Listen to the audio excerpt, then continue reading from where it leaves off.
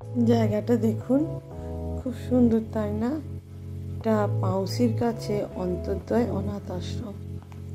বেশ সুন্দর অনাথ আশ্রমটা। বলরাম করণ এই অনাথ আশ্রমের যাকে বলেন পরিচর্যা করেন বা প্রতিষ্ঠাতাও বলা যায়। ইনি পুরস্কার প্রাপ্ত, এনার বইও লেখা হয়েছে। এখানে বাচ্চাদেরকে পড়াশোনার সাথে সাথে বিভিন্ন রকমের কাজেও শেখানো হয়। এছাড়া বিভিন্ন সাংস্কৃতিক অনুষ্ঠানেও বাচ্চারা অংশগ্রহণ করে। এদের শিক্ষা দীক্ষা সমস্ত কিছুর ভারী বলরাম করণের উপরে। সুন্দর মনোরম পরিবেশ। মন্দারমণি আছে না, মন্দারমণি থেকে একটু আগে। তো আজ এখানে উপস্থিত হব আমরা কিছু গণবিবাহ দেখার জন্য। আজ এখানে 11 জন অনাথ মেয়ের, অনাথ দুস্থ বলা যেতে পারে, তাদের বিয়ের অনুষ্ঠান হচ্ছে। দেখুন, বিভিন্ন জায়গা থেকে পাত্ররা চলে এসেছে। সমস্ত রীতি নীতি মেনেই এই বিয়ের অনুষ্ঠান হচ্ছে। তাদের গায়ে হলুদ থেকে শুরু করে সমস্ত কিছু হিন্দু শাস্ত্রমতে যা যা অনুষ্ঠানগুলো হয় বা যা রীতিনীতি হয় সবগুলোই এখানে পালন করা হচ্ছে। তবে হ্যাঁ, আজকে এই বিয়ের আয়োজক বিদেশি কোম্পানি সুপারট্রন নামে একটা ইলেকট্রনিক্স কোম্পানির মালিক। ওনারা বিদেশ থেকে এসে এই বিয়ের সমস্ত আয়োজনের দায়িত্বভার নিয়েছেন। সব ধরনের সুযোগ সুবিধা এখানে দেওয়া হয়েছে।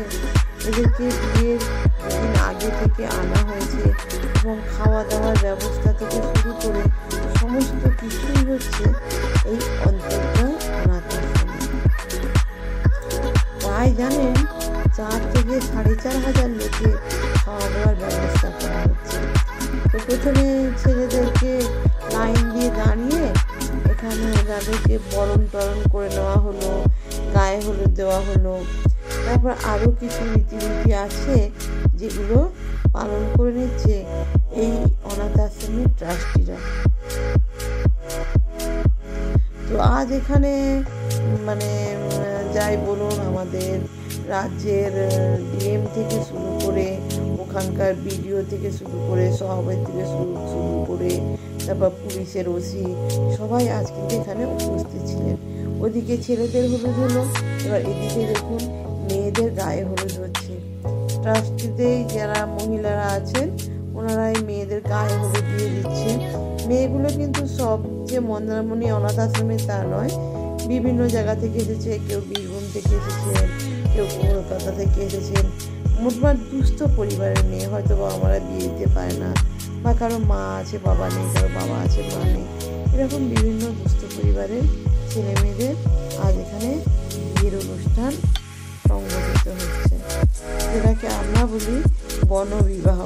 খুব সুন্দর লাগছে। যার সাথে যার বিয়ে হবে সে ঠিক দেখুন তার পিছনে দাঁড়িয়ে আছে।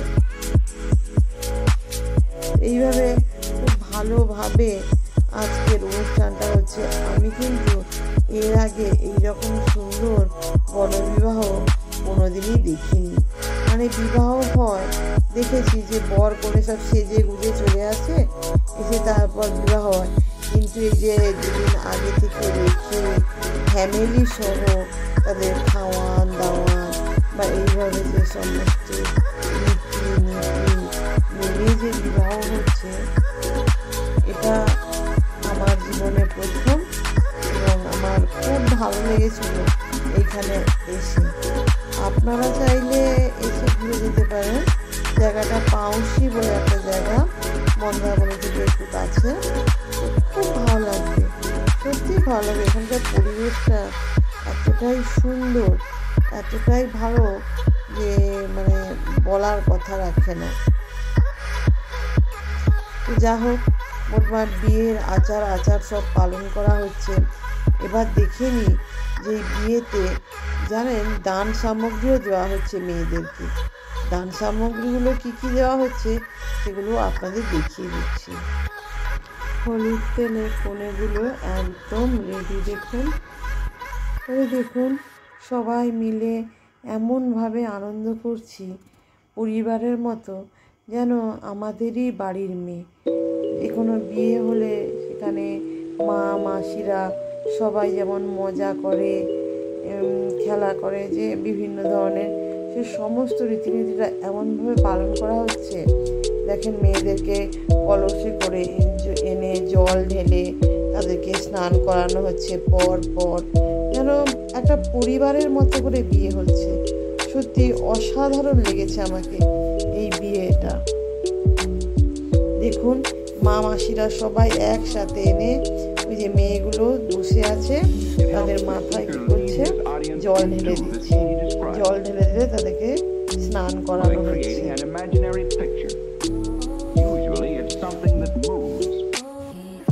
আর যে বললাম প্রত্যেকের ফ্যামিলির লোকরা এসেছে, তারপর বিভিন্ন গণ্যমান্য ব্যক্তি যারা এসেছেন তারা আছেন, যারা ট্রাস্টিদের ফ্যামিলি এসেছেন।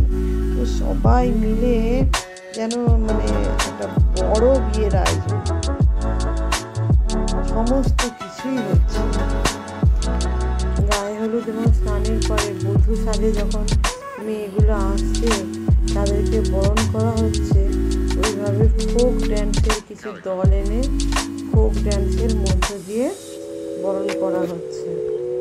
11 জন কন্যা সবাই বিয়ের পোশাকে সেজে গেছে এবং সবার একই ধরনের পোশাক, একই ধরনের শাড়ি, একই ধরনের অর্নামেন্ট, একই ধরনের ওড়না।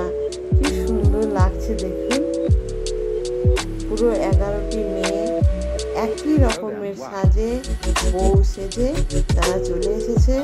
এবার মঞ্চে বিয়ে হবে। লাইন ধরে মেয়েগুলো প্রথমে আসছে, তারপরে দেখুন পরপর 11 জন যে বর তারাও দেখুন পাঞ্জাবি, একই ধরনের পাঞ্জাবি পরে একই ধরনের সাজে সেজে মণ্ডপের দিকে এগিয়ে যাচ্ছে। কারণ ওদেরকে মণ্ডপে ওখানে তাদের বিয়ে হবে। এবং সবচেয়ে বড় ব্যাপার 11টা আলাদা আলাদা মণ্ডপ তৈরি হয়েছে। যে মেন পুরোহিত উনি মণ্ডপের উপর বসে মন্ত্র পড়ছেন এবং প্রত্যেকটা যে 11টা মণ্ডপ তৈরি হয়েছে 11 জন সেখানে বসে যাবে, বসে গিয়ে বিয়েটা সংগঠিত হবে।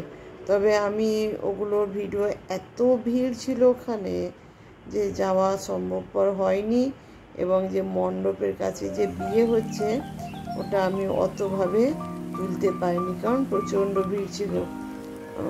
দুস্থ পরিবার বলুন বা ওই অনাথ আশ্রমে যারা পড়ছেন তাদের কেউ কেউ, তারপরে যে ব্যান্ড পার্টি, তারপর যারা এসেছিলেন গেস্ট, এত ভর্তি হয়েছিল বললাম না, প্রায় 5000 জনের মতন আয়োজন ছিল।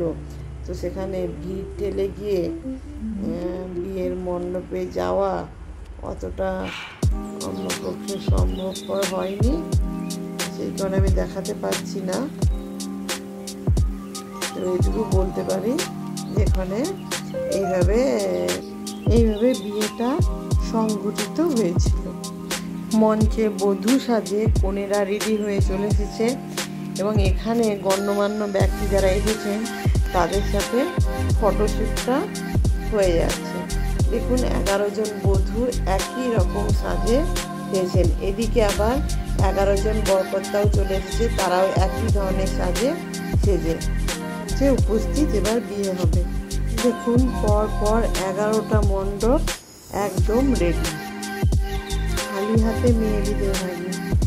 খাট, আলমারি, তারপর বেডের শাঁস, ট্রলি ব্যাগ, ইত্যাদি জিনিসপত্র, সাইকেল, সমস্ত কিছু দিয়েই মেয়ে বিদে হলো। বিয়ে তো হলো, তবে খাওয়া দাওয়া ছাড়া কি আর বিয়ে সম্পূর্ণ হয়? দেখুন এখানে 11টা উনুন একসাথে জ্বলছে এবং বিয়ে বাড়ির মহাভোজ রান্নার প্রস্তুতি চলছে। 11টা উনুনে ভালো ভালো খাবার দাবার হলো।